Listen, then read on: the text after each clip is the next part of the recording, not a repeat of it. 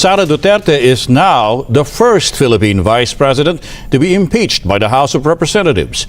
A majority of congressmen signed a fourth impeachment complaint Wednesday, just hours before the House adjourned its regular session.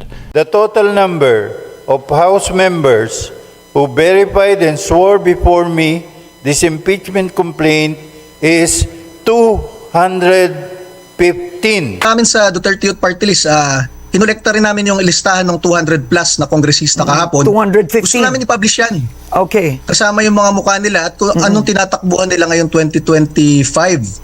Gusto namin ipakita sa taong bayan na tanungin mismo nila itong mga kongresista nila if they represented their constituencies yesterday nung bumoto sa kanila.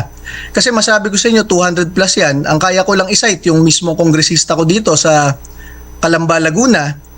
Alam nyo, I just found out yesterday that Vice President Sara Duterte got more votes than our mayor, than our vice mayor, than our congressman.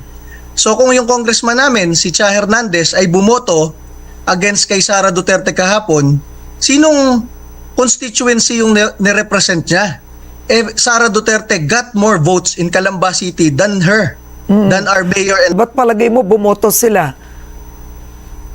ang balita ko, merong mga pondo na nakalagay for later release.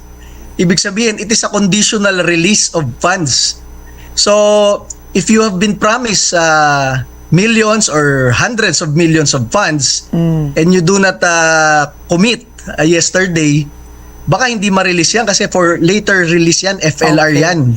Ang masabi ko lang po, lastly, ang kakapal naman ng pagmumukha natin sa Kongreso,